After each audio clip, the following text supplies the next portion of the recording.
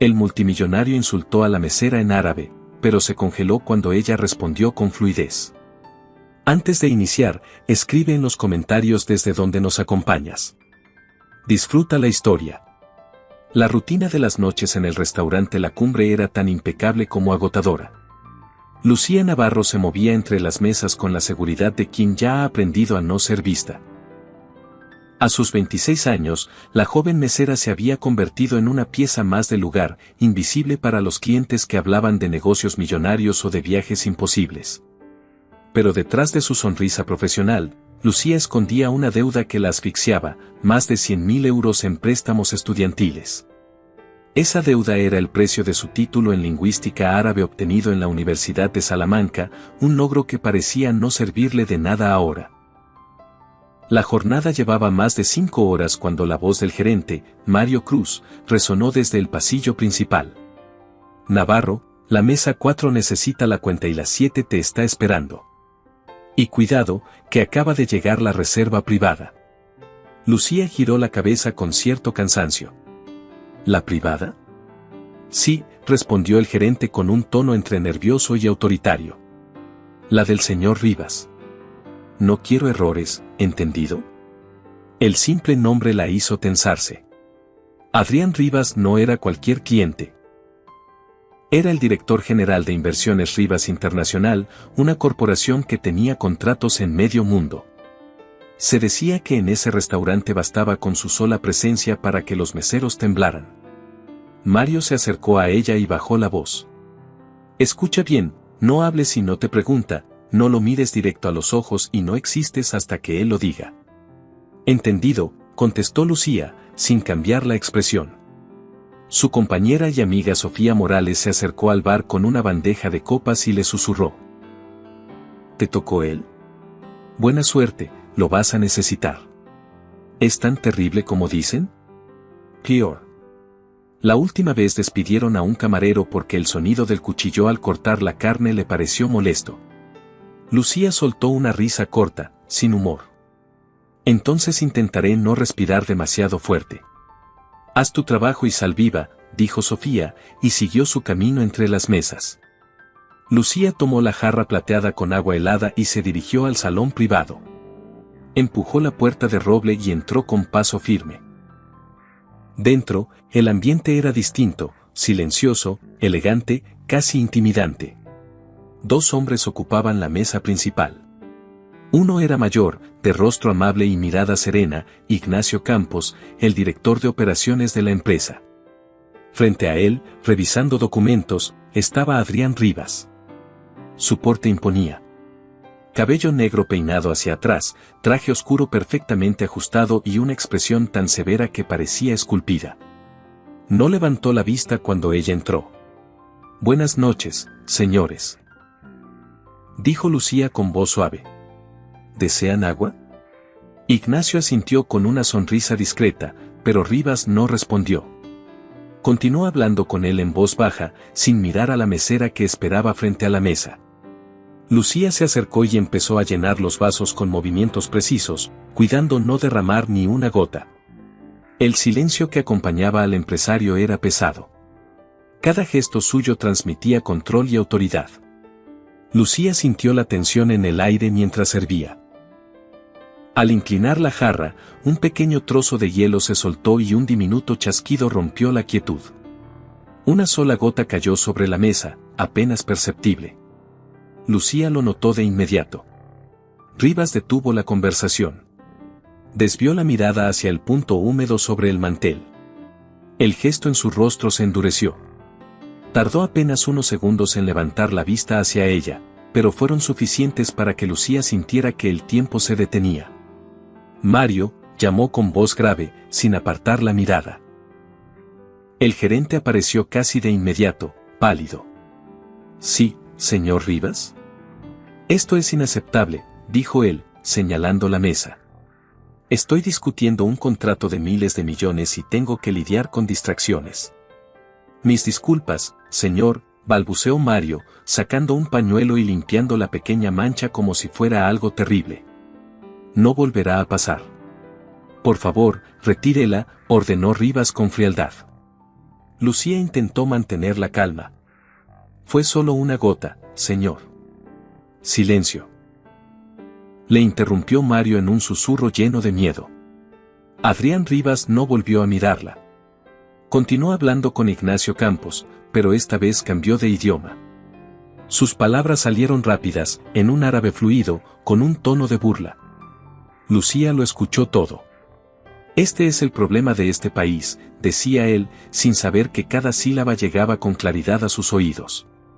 Ponen a niños sin cerebro a hacer el trabajo de profesionales.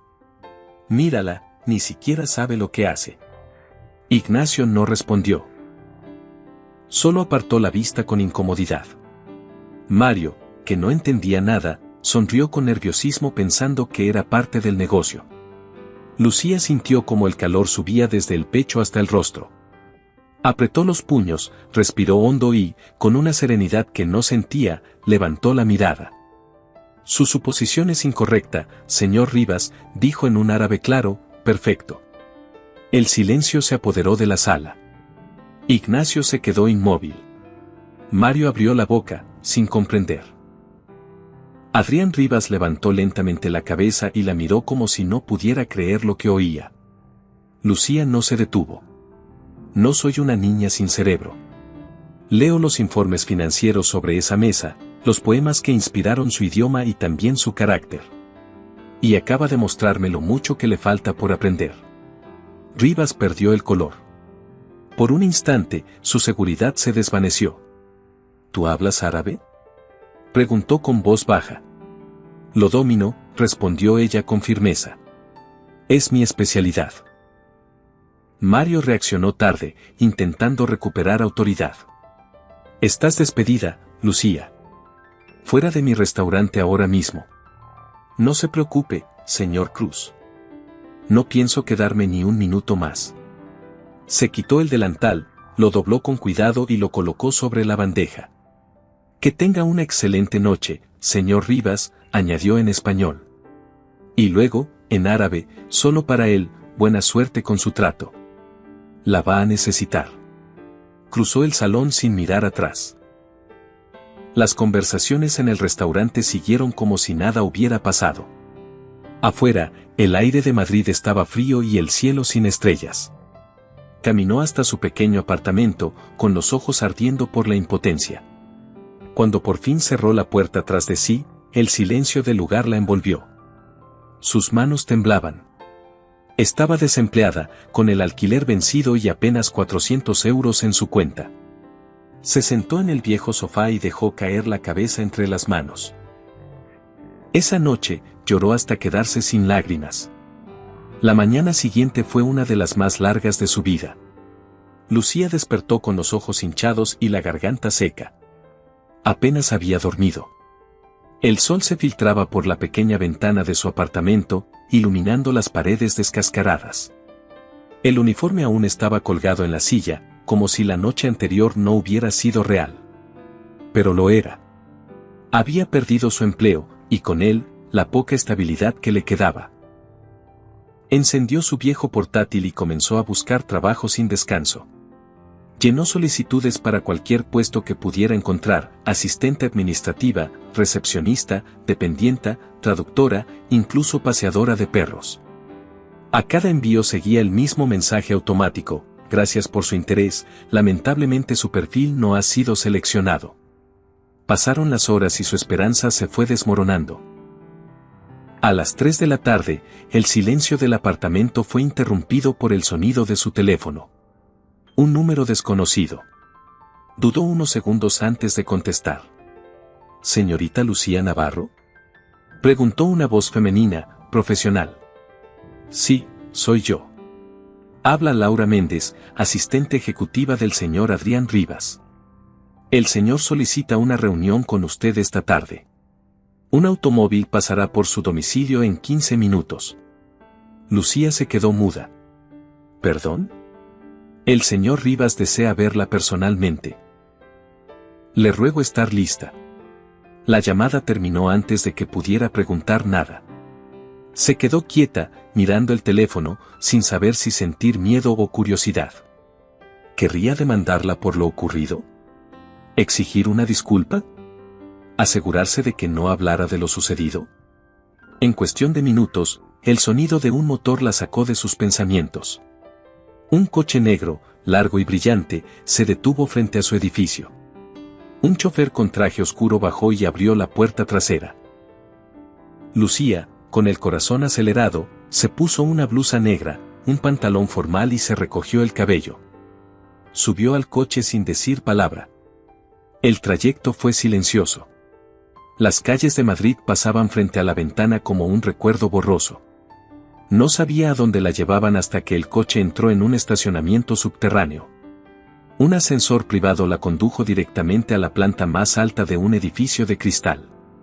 Una placa en la pared lo confirmaba: Inversiones Rivas Internacional. El ascensor se abrió en una oficina enorme y minimalista, con paredes de vidrio y una vista panorámica de la ciudad. Detrás de un escritorio negro, Adrián Rivas observaba el horizonte. Sin su chaqueta, parecía más humano, aunque seguía irradiando poder. «Gracias, Laura. Puedes dejarlo todo y no pasar llamadas», ordenó sin volverse. La asistente asintió y se retiró. Cuando el sonido del ascensor desapareció, el silencio quedó suspendido entre ellos. Lucía permaneció de pie, esperando que él hablara primero. Rivas se giró despacio. Sus ojos no mostraban el mismo desdén de la noche anterior. Había algo diferente, una especie de curiosidad contenida. «Tiene una maestría en lingüística árabe», dijo, más como una afirmación que como una pregunta. «Así es», respondió ella con voz firme. «¿De dónde?» «De la Universidad de Salamanca». Rivas asintió lentamente. «Yo estudié allí mis primeros años, aunque no terminé. Mi padre consideraba que la lingüística era una pérdida de tiempo». «Entonces coincidimos en algo», replicó ella con una leve ironía. Por un momento, el empresario la miró en silencio. Luego habló con un tono más bajo. «Lo que ocurrió anoche fue vergonzoso. Dije cosas inaceptables. Y aunque no pueda cambiar eso, quiero ofrecerle disculpas». Lucía no se lo esperaba. Lo observó sin saber qué responder. «Gracias», murmuró al fin. Rivas se acercó a su escritorio y señaló unos documentos extendidos sobre la superficie. «Pero no la he citado solo para disculparme. Tengo un problema». Ella frunció el ceño. «¿Un problema?» «Un contrato», explicó él. «Un acuerdo con el consorcio Al Majid de Energía, en Arabia Saudita. Un proyecto de infraestructura verde valuado en más de 2.000 millones de euros. Las negociaciones se están complicando». Lucía permaneció en silencio, sin comprender aún qué tenía que ver con eso.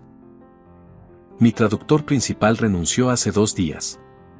He intentado continuar con un servicio de traducción externo, pero ha sido un desastre.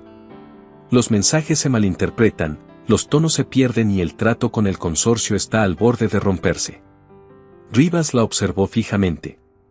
«Anoche, usted demostró que no solo domina el idioma, sino también la cultura y los matices. Y eso es exactamente lo que necesito». Lucía lo miró incrédula. «¿Está diciendo que quiere contratarme?» «Exactamente». Se acercó a un cajón, sacó un sobre y lo colocó sobre la mesa. «Aquí hay un cheque por 1 millón de euros.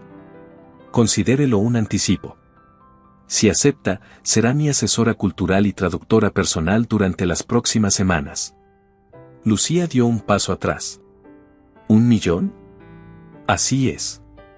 Su tono era seco, como si estuviera ofreciendo algo trivial. «Su salario final será 3 veces esa cantidad». El corazón de Lucía latía tan fuerte que apenas podía oír sus propios pensamientos. ¿Era una prueba? ¿Una trampa? «No entiendo por qué haría esto», dijo finalmente. Rivas entrelazó las manos sobre el escritorio.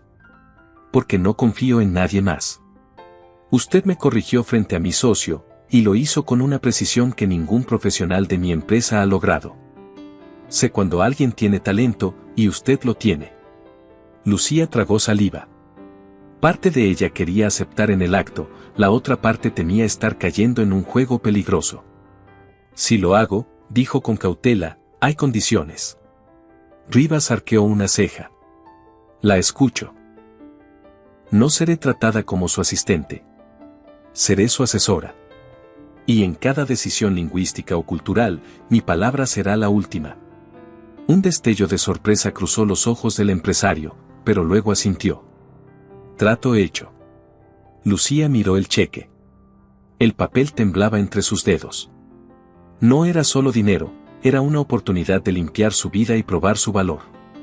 ¿Cuándo comenzaría?, preguntó. Mañana a las 6 de la mañana. Volamos a Riad. El silencio que siguió fue tan intenso como la noche anterior, pero muy distinto. Ya no había humillación ni miedo. Había respeto, y algo más, una promesa de que las cosas estaban a punto de cambiar. Lucía guardó el cheque, respiró hondo y dijo: entonces nos vemos en el aeropuerto, señor Rivas. Cuando salió del edificio, la ciudad parecía otra.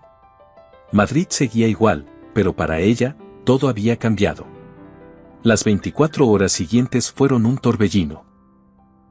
Lucía apenas tuvo tiempo de asimilar lo que había aceptado. Lo primero que hizo fue ir al banco para depositar el cheque. Las manos del cajero temblaron mientras confirmaba la autenticidad del documento. Cuando el comprobante apareció en la pantalla, Lucía sintió que el aire le regresaba al cuerpo. Por primera vez en años, su cuenta no estaba en rojo. A partir de ahí, todo fue velocidad. Un automóvil de inversiones Rivas Internacional la llevó a una boutique donde le midieron trajes y vestidos ejecutivos. Luego a un salón de belleza, donde la maquillaron y peinaron con precisión profesional. Después, a un departamento completamente amueblado en una zona exclusiva de Madrid. Era como si alguien hubiera decidido borrar cada rastro de la vida que había tenido antes. Esa noche no durmió. Pasó las horas estudiando los documentos del proyecto que Rivas le había enviado. Eran cientos de páginas de correos, contratos y notas. Y ahí estaba el problema: los traductores anteriores habían usado árabe clásico, sin adaptar las expresiones al dialecto regional del consorcio Al-Majid. Eso había creado malentendidos sutiles, pero graves. En uno de los correos, por ejemplo, el consorcio usaba la frase «esperaremos a que se calme el viento», una expresión típica del Golfo que significaba que estaban aguardando la aprobación de un comité. Los traductores lo habían interpretado literalmente, y la respuesta de la empresa de Rivas había sonado impaciente, incluso grosera. Lucía entendió de inmediato que no era solo un problema de idioma, sino de respeto. A las 5 de la mañana, un chofer la recogió para llevarla al aeropuerto privado.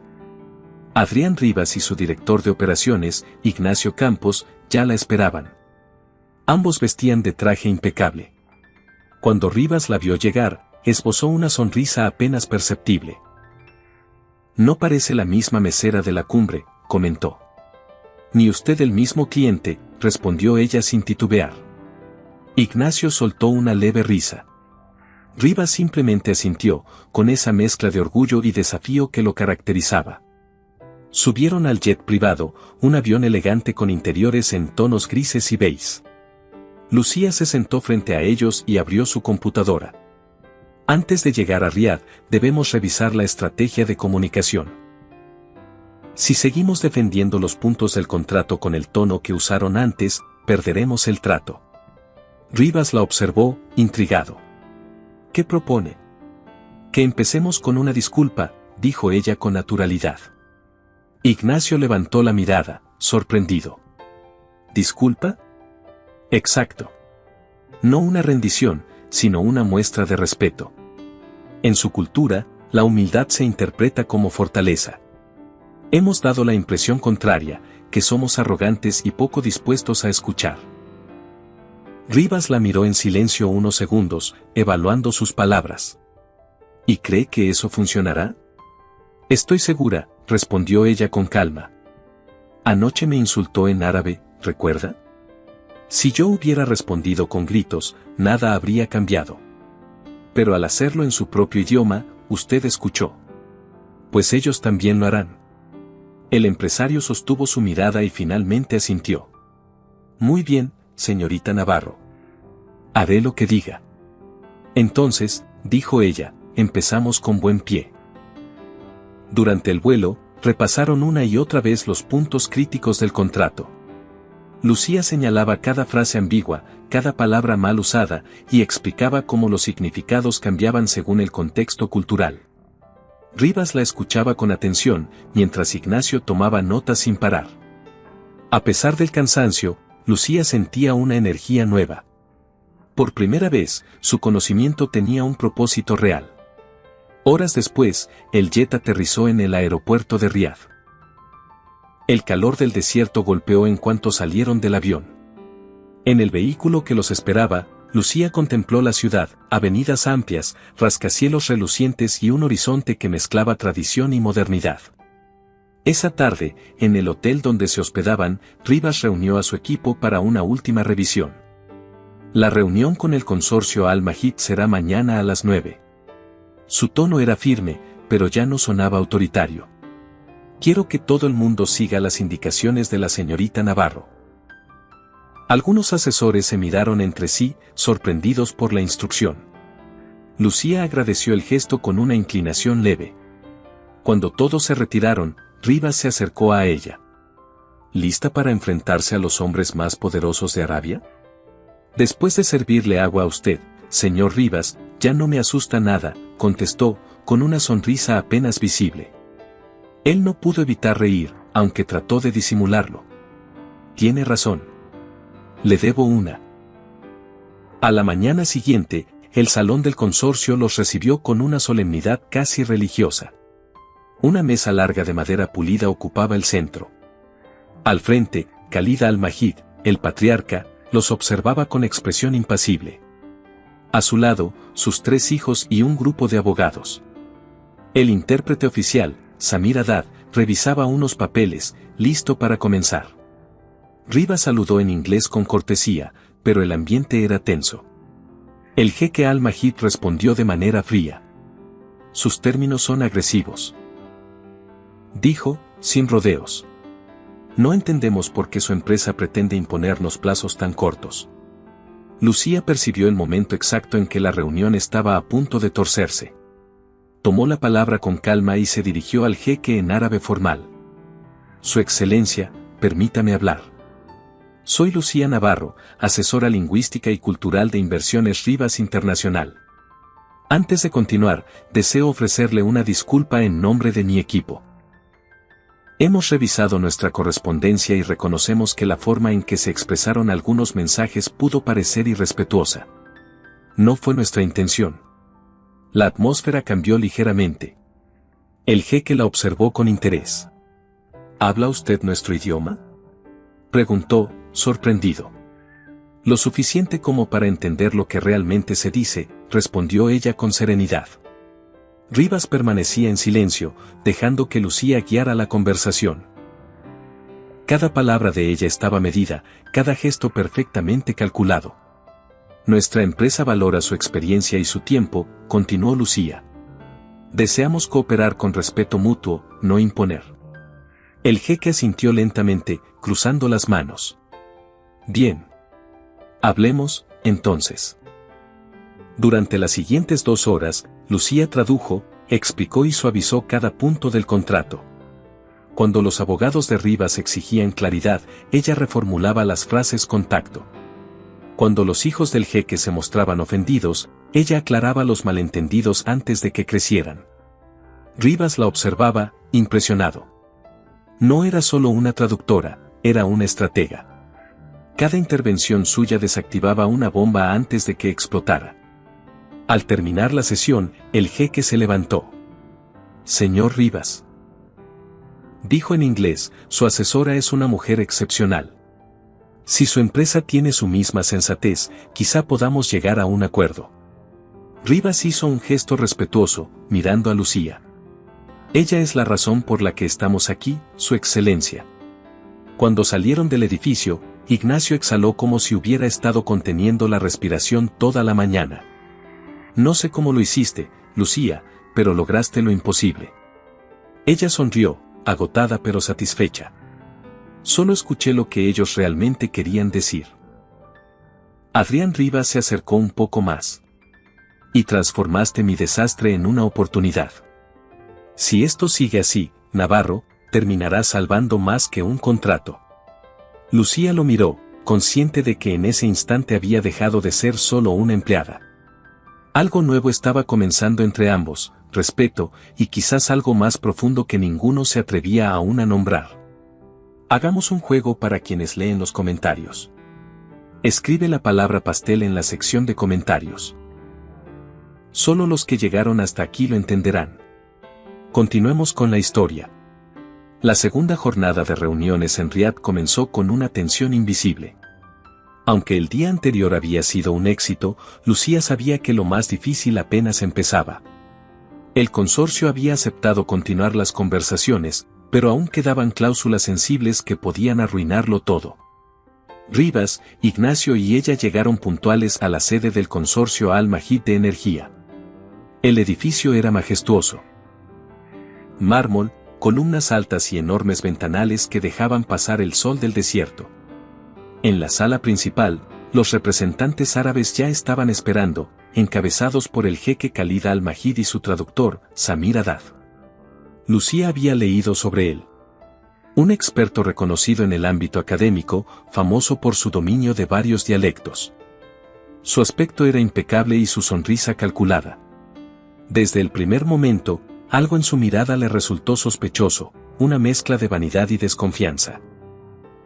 Bienvenidos, saludó Haddad en inglés con voz melosa. El jeque los espera con gran interés. Agradecemos su hospitalidad, respondió Rivas, estrechándole la mano.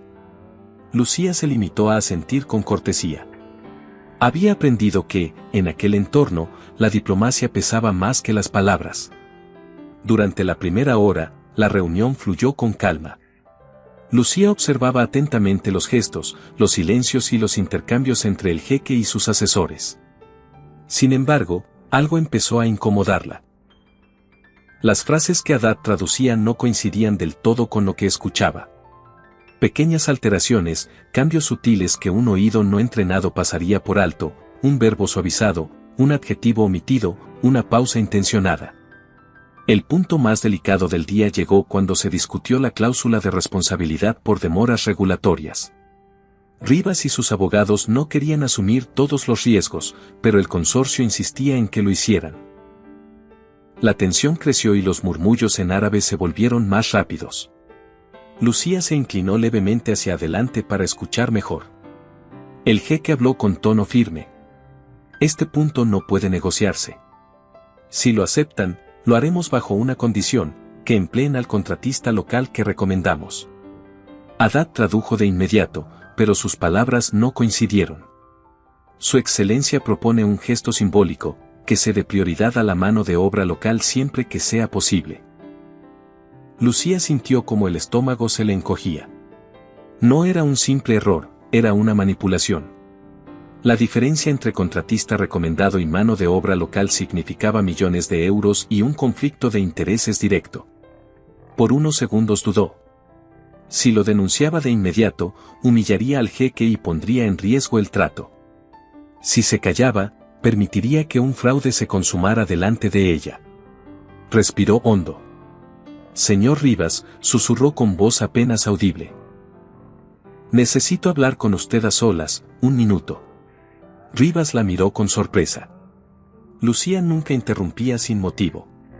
Él asintió y pidió un receso corto. En la sala contigua, Ignacio cerró la puerta y bajó el tono. ¿Qué ocurre?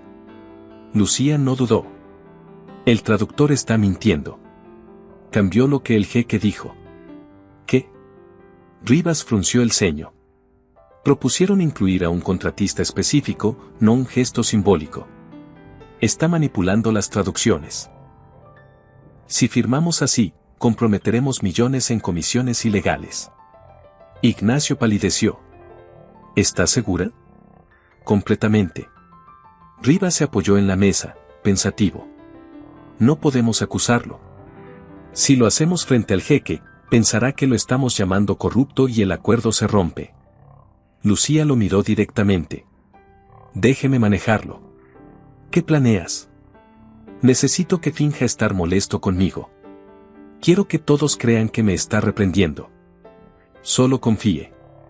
Ignacio la observó con miedo y admiración al mismo tiempo. Rivas, sin apartar la vista de ella, asintió. Está bien. Hagámoslo a tu manera. Cuando regresaron al salón, el ambiente estaba expectante. El jeque se enderezó en su silla. Rivas retomó la palabra en inglés, con un tono cortante. Su propuesta ha sido clara, señor Haddad. Sin embargo, mi asesora parece creer que ha malinterpretado algo. Lucía bajó la cabeza, aparentando incomodidad. Señor Rivas, tal vez exageré, dijo en voz baja, fingiendo inseguridad. Pensé que había un matiz distinto en lo que el jeque comentó. Haddad sonrió con condescendencia. Nada que preocupe al señor Rivas.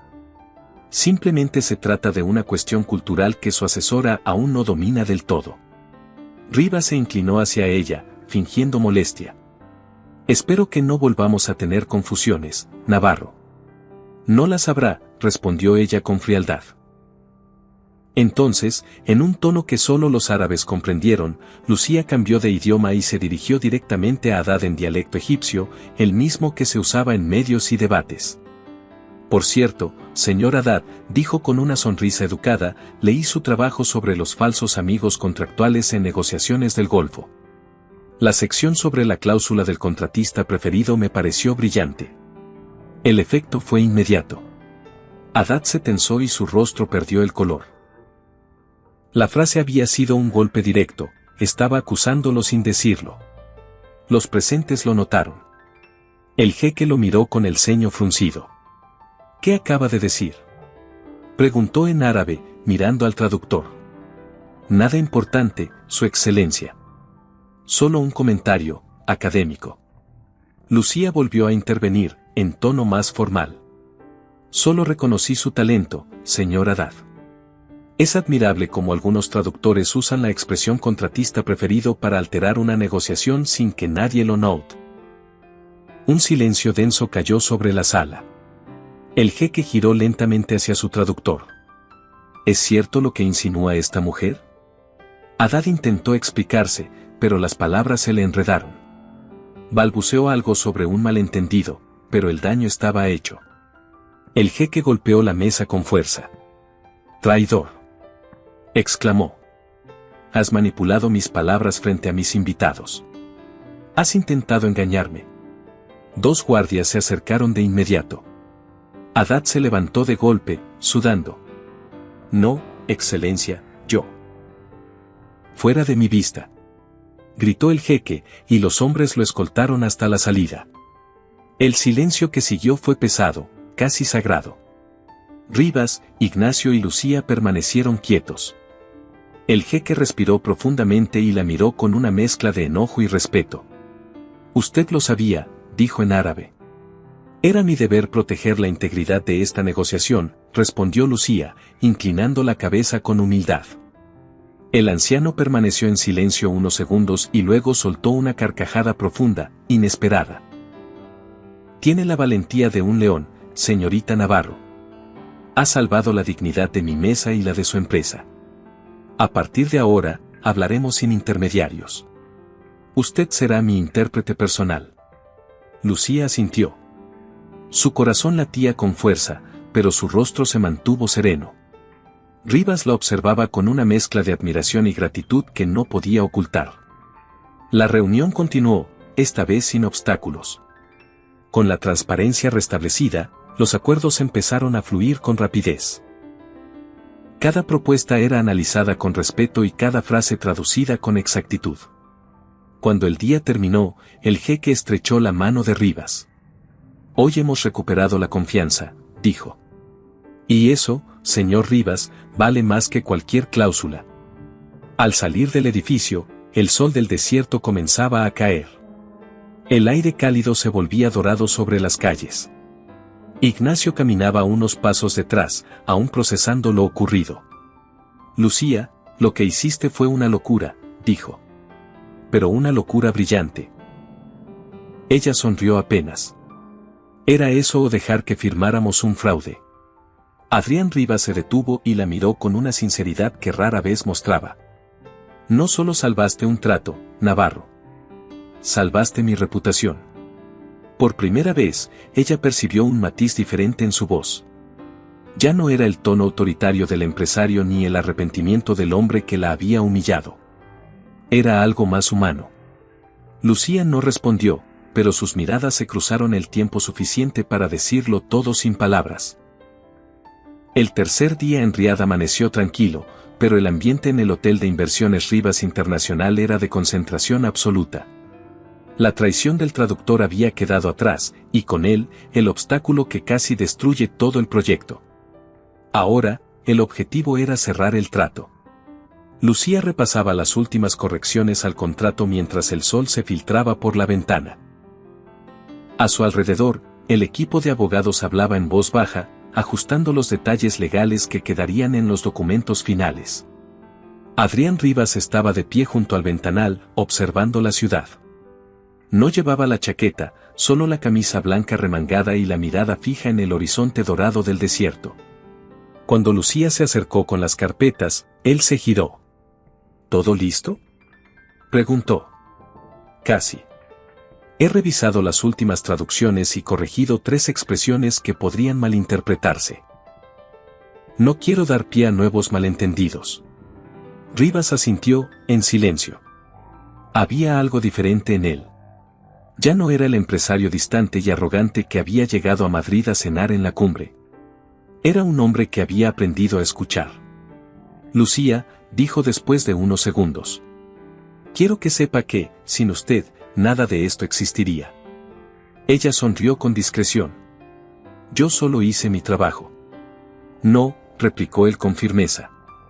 Hizo mucho más. Salvó un trato de 2.000 millones de euros y evitó que todos quedáramos como idiotas. Eso no es solo su trabajo. Lucía bajó la mirada, incómoda ante la intensidad de sus palabras. Entonces supongo que valió la pena aquella gota de agua. Rivas soltó una risa suave, casi imperceptible. Sí, aquella gota cambió más de lo que imaginé. Horas más tarde, se dirigieron al edificio del consorcio Al-Majid de Energía para la reunión final. El jeque los recibió de pie, con una sonrisa contenida. A su lado, sus hijos y varios asesores aguardaban. Las paredes del salón reflejaban la luz del mediodía y el murmullo de los presentes. Lucía ocupó su lugar junto a Rivas. Las miradas se cruzaron por un instante, ambos sabían que ese momento definiría todo. El jeque habló primero. He revisado las modificaciones. La señora Navarro ha logrado convertir una negociación tensa en una alianza respetuosa. Eso no es algo común. Lucía se inclinó levemente. Agradezco sus palabras, Su Excelencia. Solo busqué que ambos lados entendieran. Rivas intervino. Y lo consiguió. Nuestra empresa acepta los términos revisados. El anciano asintió. Entonces, firmemos. Las plumas se deslizaron sobre el papel.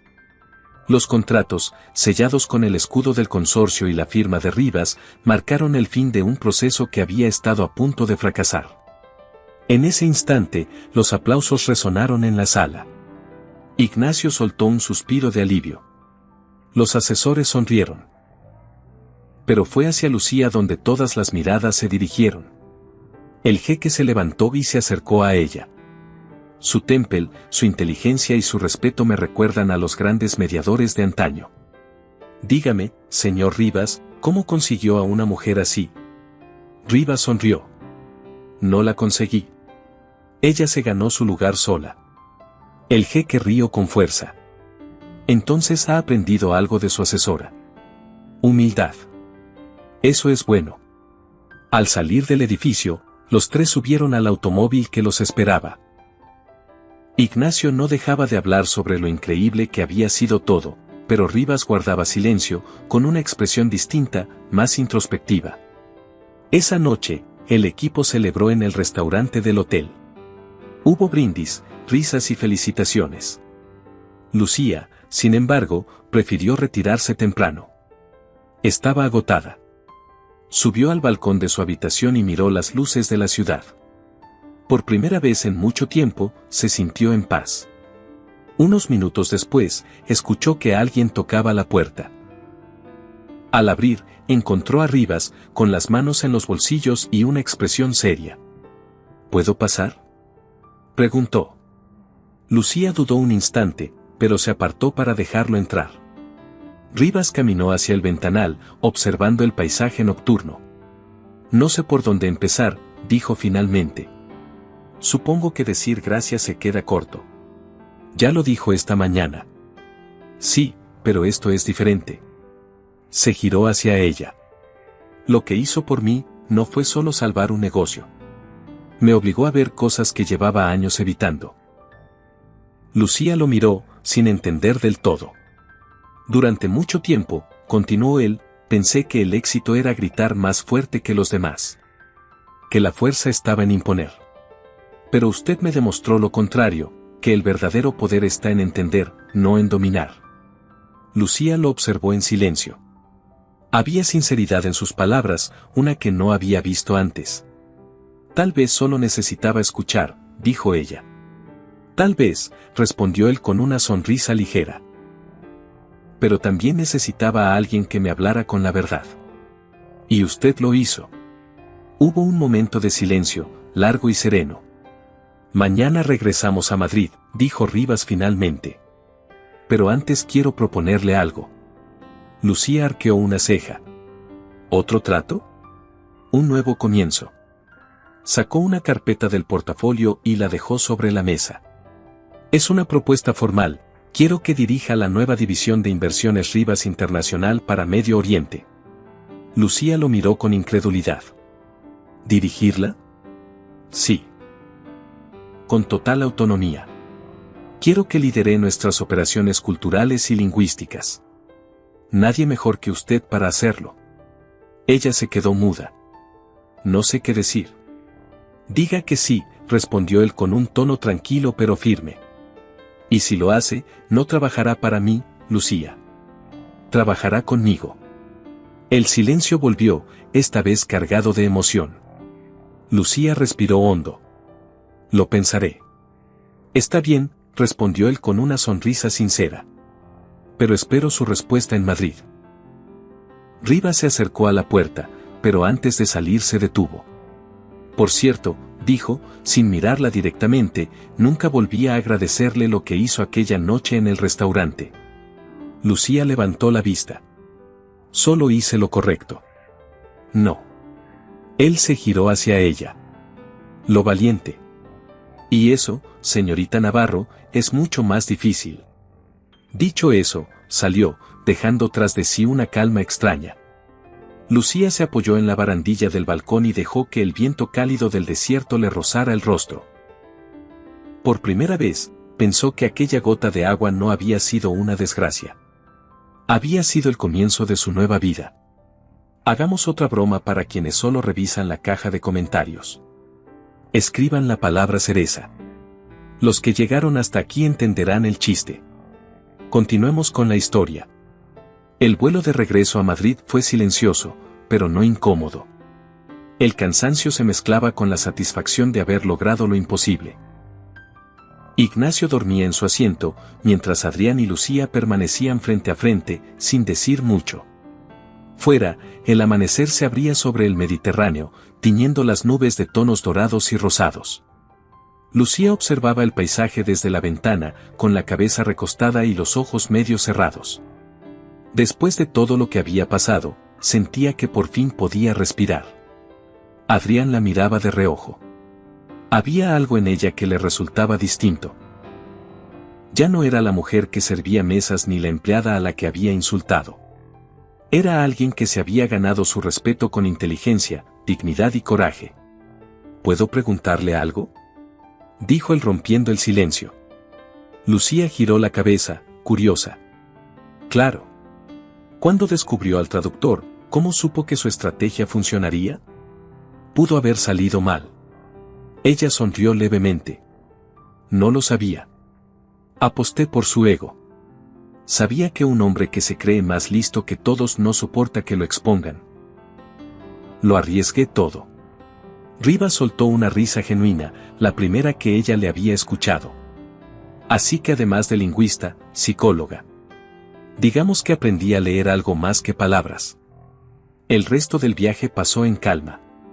Cuando aterrizaron en Madrid, el clima fresco les dio la bienvenida. El chofer los llevó directamente a la sede de Inversiones Rivas Internacional, donde los esperaba un equipo de prensa y varios directivos. El éxito del acuerdo se había filtrado, y la noticia ya circulaba en los medios: Rivas Internacional firma el mayor proyecto energético del año en Medio Oriente. Lucía sonrió discretamente ante el bullicio.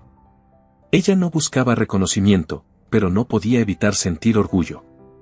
Había pasado de ser una mesera a convertirse en pieza clave de una negociación internacional. Días después, recibió un correo de la Universidad de Salamanca. La felicitaban por su labor y la invitaban a dar una conferencia sobre la importancia del lenguaje en las relaciones culturales. Aquella invitación fue el cierre perfecto a un ciclo que alguna vez creyó perdido. Una semana más tarde, Lucía fue citada nuevamente a la oficina de Adrián Rivas. Al entrar, lo encontró de pie junto al ventanal, mirando la ciudad. Sobre el escritorio había un documento abierto y una carpeta con su nombre.